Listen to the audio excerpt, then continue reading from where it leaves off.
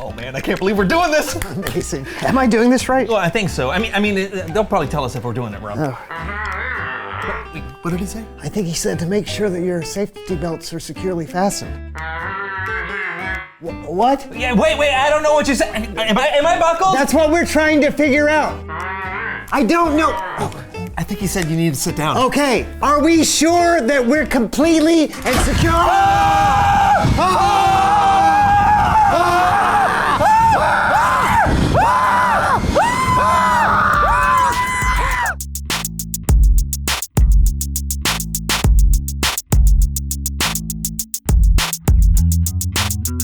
He's still there. He's doing all right. Yeah.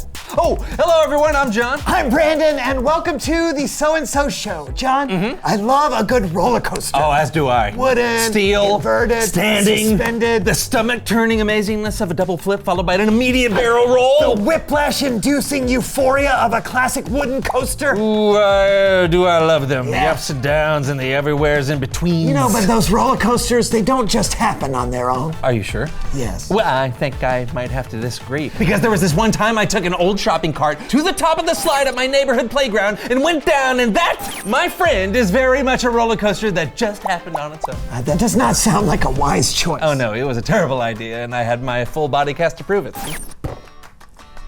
Okay. Well, what about the coasters we feel safe on? Oh yeah, that must take a lot of work. I'd love to know how those are made. It's your lucky day. Please welcome someone who knows stuff. Oh.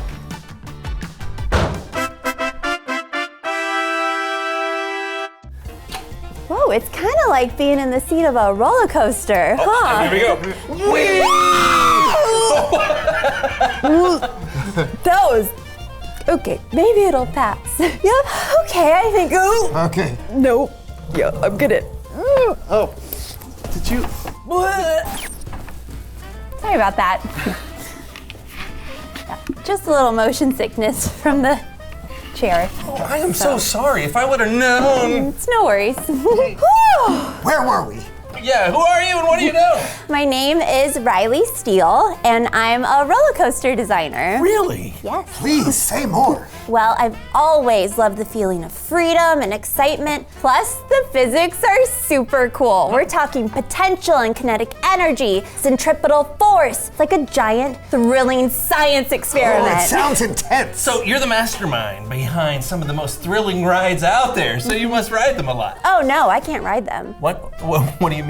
Yeah, I have a very sensitive inner ear, as you guys saw earlier. Even looking at a merry-go-round just makes me a little woozy. There are consequences for every choice we make. If I chose to ride a coaster, I would not feel well. So I chose to design them instead. Don't you feel like you're missing out on the thrill of it all? Oh, I am thrilled by the mechanics of it all. Even as a little kid, I'd build models, study blueprints, watch simulations. I love the challenge of creating the perfect blend of thrill and safety. It's like solving a giant puzzle, but the pieces are speed, angles, and lots of G-force. It's also a thrill for me to hear other people talk about how much fun they've had on a coaster I designed. That's pretty selfless. Thanks. Oh, I'm sorry, are these chairs supposed to swivel this they were much? getting a little tight, so we gave them a little grease earlier today. yeah, You watch know, this. aren't they great? Watch this.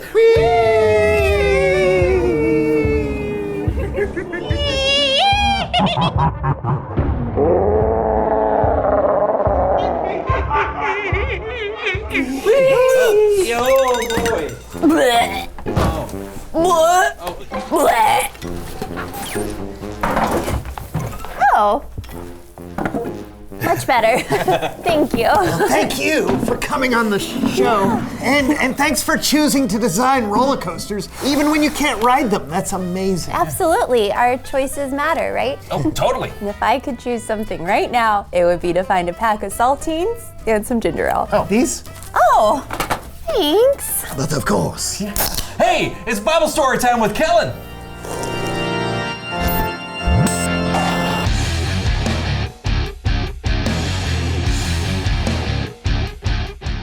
Hey, Kellen. How's it going, fellas? Not bad. We're just enjoying the ups and downs of the show. Like a roller coaster. Like life. Like our story today. Yeah. Absolutely. Well, then take it away. This is a big one. And by big, I mean hundreds of years and 2 books of the Bible, 1st and 2nd Kings. Now, the Israelites had a lot of ups and downs. They were God's chosen people, but they were enslaved by the Pharaoh in Egypt. Then they were rescued by a man named Moses. Then they wandered in the desert for years and years. Then they made it to the promised land that God had promised them. After that, they had kings, some who would follow God and some who wouldn't. We'll learn about some of those kings today when we go Behind the Bible. We've all heard about King David and King Solomon, brave and wise kings who followed after God most of the time. But have you heard about Solomon's son, King Rehoboam? When offered the chance to make a wise or unwise choice, well, when I was king, first thing these people were coming up to me and saying, Rehoboam, your father, he made us work way too hard. Make our lives easier and we'll serve you. So I talked to my father's wise advisors, and they tell me that if I make people's lives easier, they'll always serve me. And I'm thinking, okay, old dudes. But just in case, I better check with my dudes. They know what's up. I mean, they're like, nah, man, make their lives harder. Show them who's boss. So I went with my dude's advice and yeah.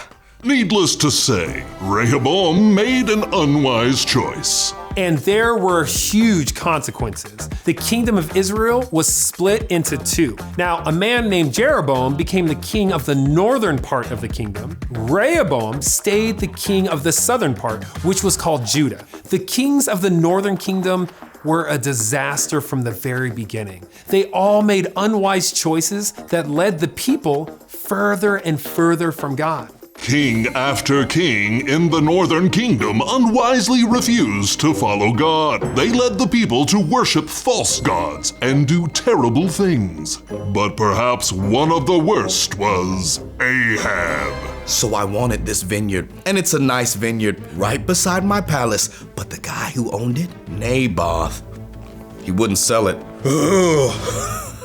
So my wife Jezebel came up with this plan that involved, it's a secret. We accused Naboth of something he didn't do and then had him killed. Whoopsie! That was the plan and it worked. Now I have my vineyard.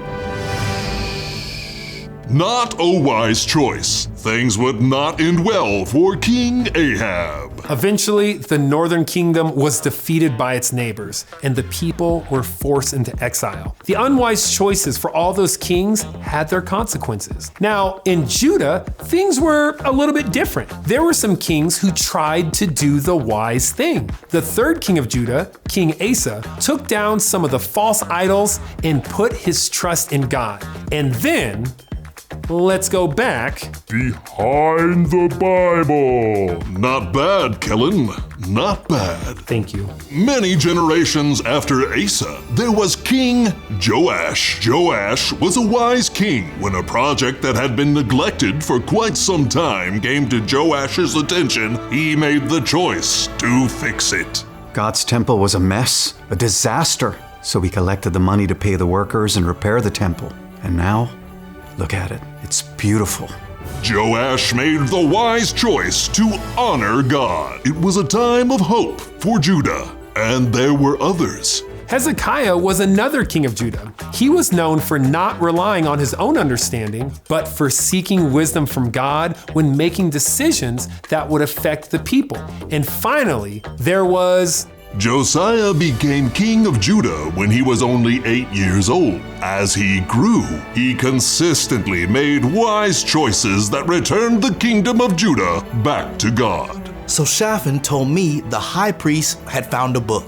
And I was like, hey, I like books. But he was like, no, not just any book. He's found the book of the law, the Jewish scriptures. And he started reading it to me and it broke my heart. We had really fallen away from what it says. I mean, we literally lost the book. So I got all the priests and the elders together and I said, read it out loud right now. And they did. And oh boy, what a change. The best thing you can do when you find out you've been going in the wrong direction is to make the choice to turn back as soon as you can. So that's what we did. Josiah led the people in a Passover feast to remember how God had rescued the people in Egypt generations before. But the kings that followed him made unwise choices, and the kingdom of Judah was conquered. 400 years, 2 kingdoms, many kings. Some made wise choices, some not so wise, and their choices mattered. This has been another amazing trip behind the Bible. Thanks. That was quite a feat. An incredible story that reminds us of how important our choices are. The choices you make will impact your life, but they can also impact others. So let's choose to be like the wise kings who look to God for wisdom. Wow. Hey, thanks, Kellen. No doubt. You know, 1st and 2nd Kings really is a roller coaster. It really is. It's good to remember how the choices the kings made, both wise and unwise, affected the kingdom and all its people for years and years to come. Yeah, and I know we're not kings, but our choices are important too. Absolutely. We can learn from the stories that we read in the Bible. God even sent Jesus to show us how to love God and others with the choices we make. Remember, our choices matter. Thanks, Kellen. Hey, we'll see you next time. Later. Our choices matter. Yes, absolutely. And your choices matter too. Why, you may ask? I may. You may. All right, reveal the question. Oh, why do your choices matter? Because they affect you. And others. Yeah, the difference between a wise choice and an unwise choice can sometimes be a really big deal. Yeah, but as we've said before, on this roller coaster of life, you're gonna have a lot of choices. And if you're putting your trust in Jesus, the Holy Spirit will lead you to make the wise choice. Well said. You know what? I think that's a great place to end. A wise place to end. Nice, nice. Hey, you wanna go on a roller coaster? A real one or the roller coaster of life? Why not both? Deal. That's it for today. Hey, we'll see you next time on The So-and-So Show. Goodbye, everybody. See ya. All right.